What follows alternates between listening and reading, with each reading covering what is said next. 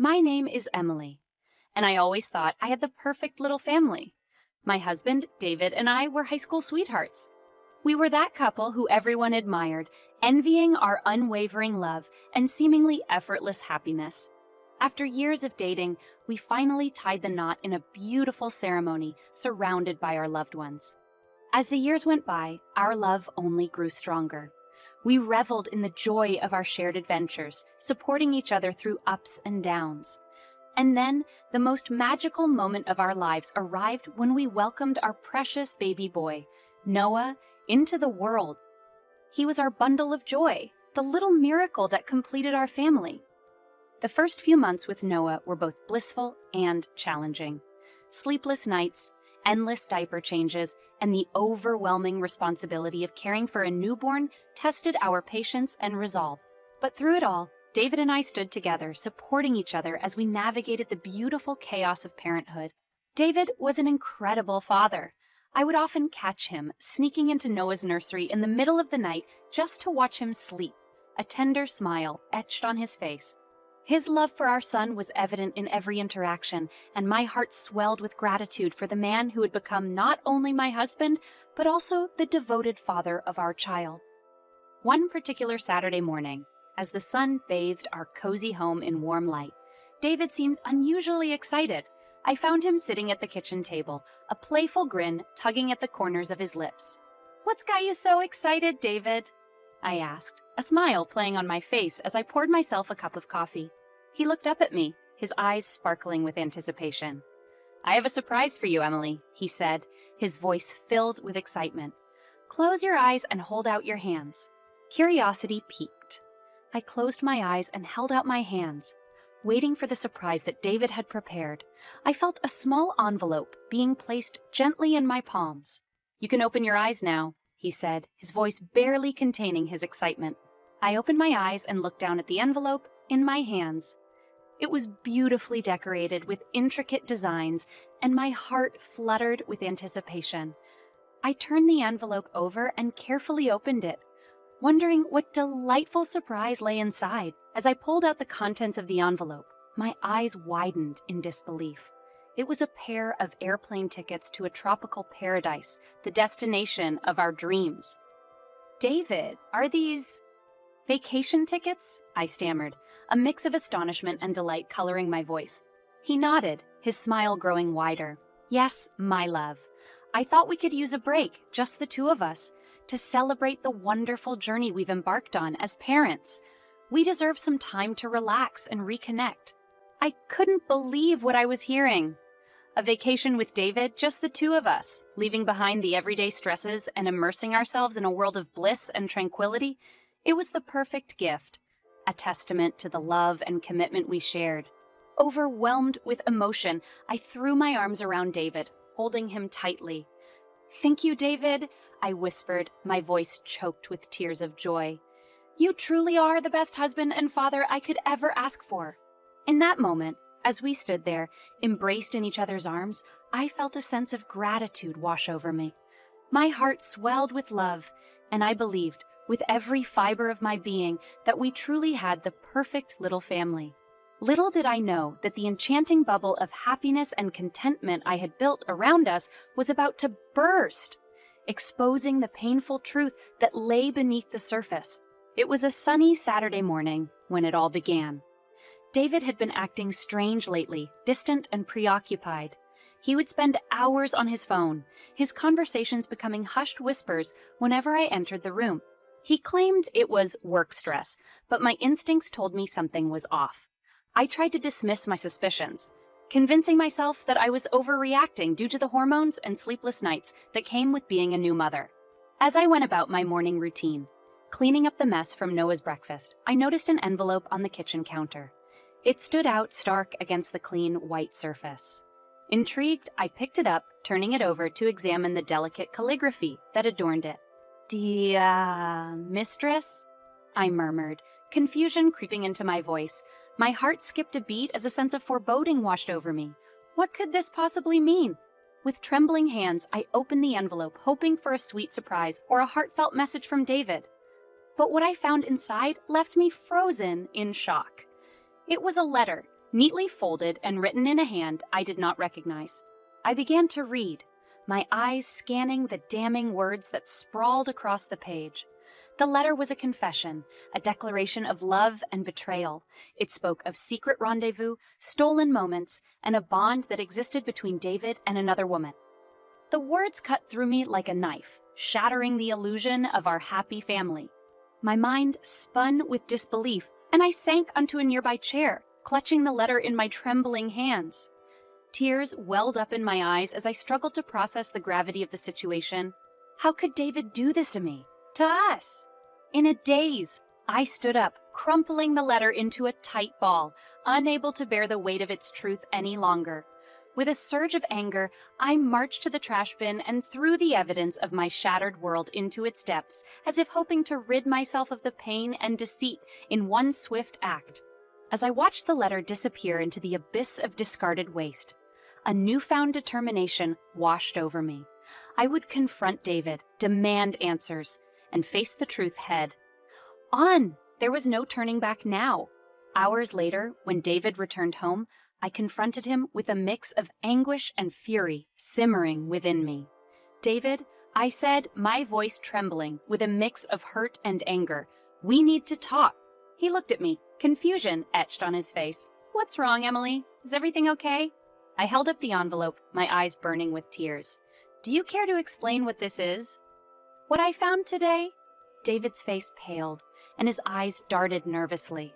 He opened and closed his mouth, searching for the right words, but nothing came out. The truth hung heavy in the air, suffocating us both.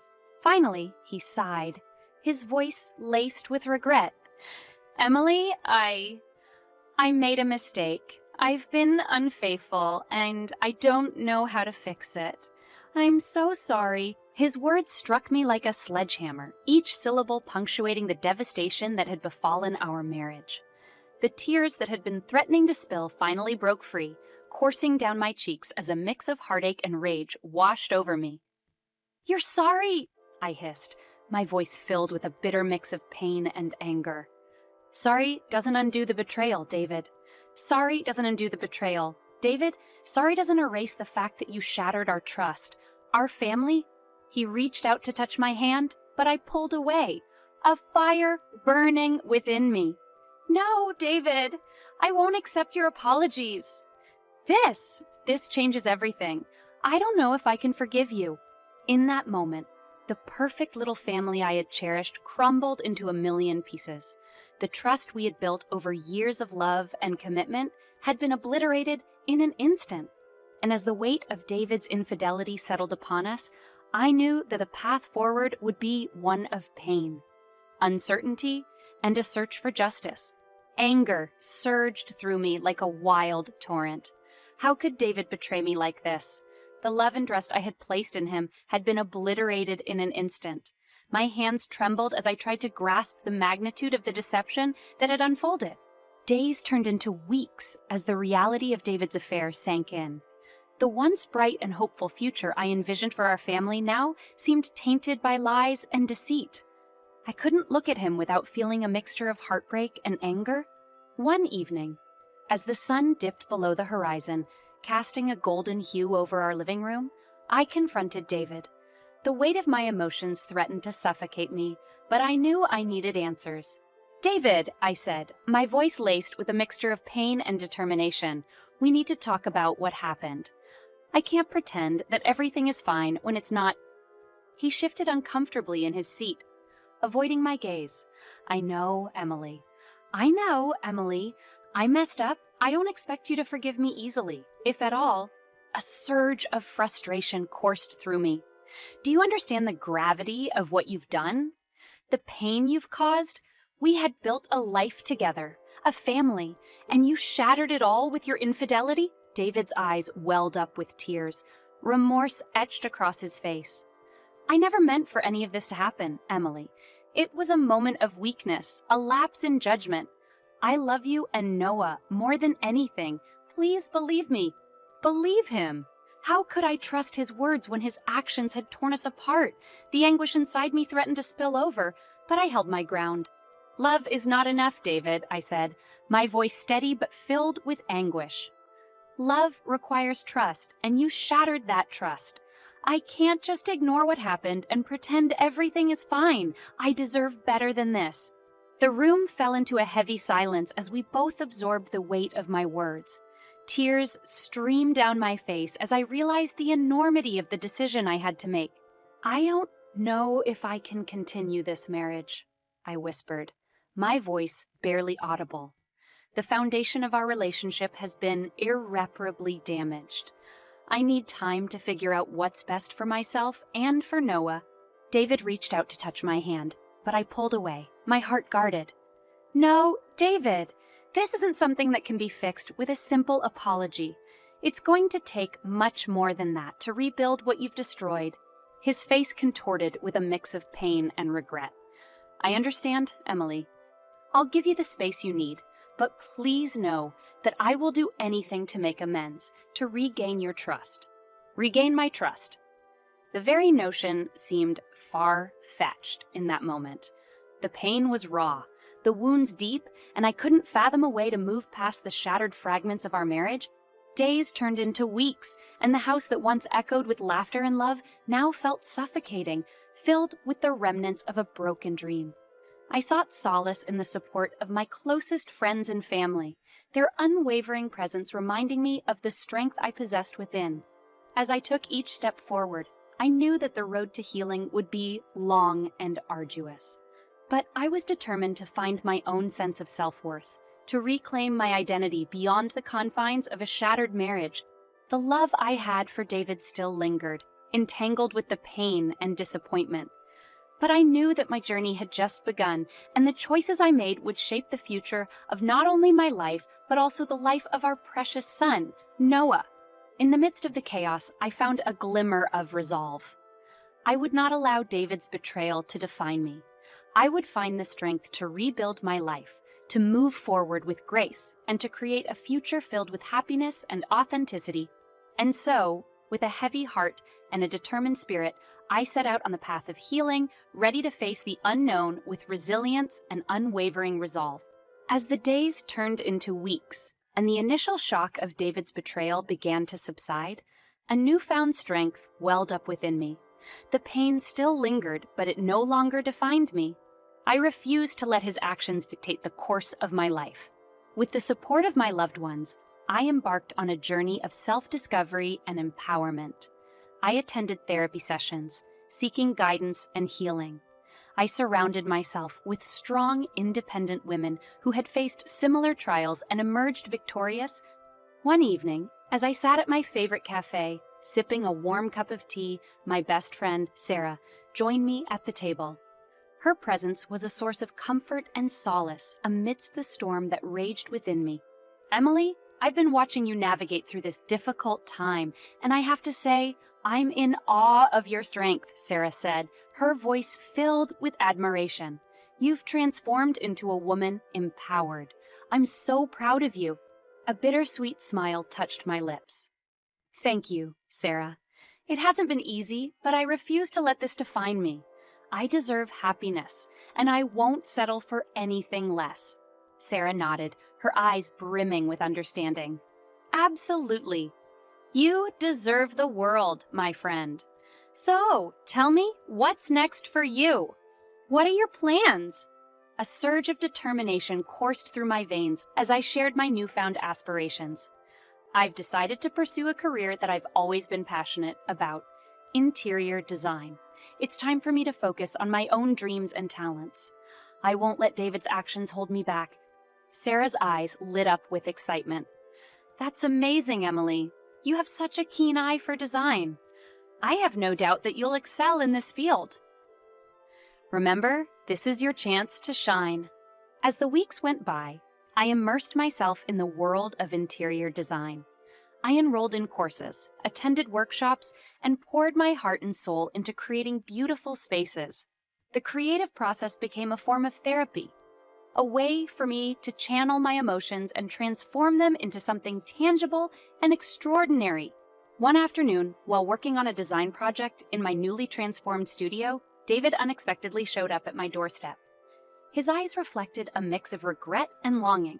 "Emily, may I come in? We need to talk," he said, his voice filled with a vulnerability I had rarely seen before.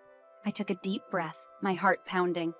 The sight of him awakened memories both painful and tender. "Fine, David. Come in, but know that I'm not ready to forgive or forget." He stepped into the studio, his gaze sweeping over the room. "You've created something truly incredible here, Emily.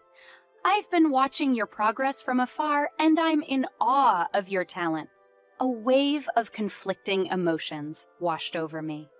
It was difficult to reconcile the man standing before me with the one who had shattered my trust, but I remained resolute in my pursuit of self-empowerment. "I appreciate your words, David, but they won't change what happened," I said, my voice steady but laced with a hint of sadness. "I've learned that I am capable of so much more than I ever realized.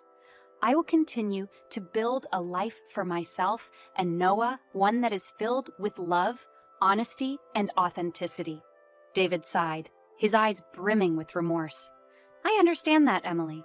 I don't expect you to forgive me easily, if ever, but I want you to know that I'm committed to making amends, to proving that I can be the man you deserve." I looked at him, my heart softening for a moment. But then I remembered the pain he had caused, the shattered trust that still haunted me. "David, I appreciate your sentiment, but actions speak louder than words. It will take time, and it will require more than empty promises to rebuild what was lost." As David nodded, a newfound resolve settled within me. I had embarked on a journey of self-discovery and empowerment, and I wouldn't let anything or anyone derail my progress. The pain of betrayal had transformed into a catalyst for growth and transformation. In the days that followed, I delved deeper into my newfound career, pouring my energy into creating breathtaking designs. I reveled in the sense of accomplishment and joy that came with pursuing my passion. The path ahead was still uncertain, but I had faith in my ability to navigate it with grace and resilience. I had emerged from the shadows of a shattered marriage, a woman empowered, ready to embrace the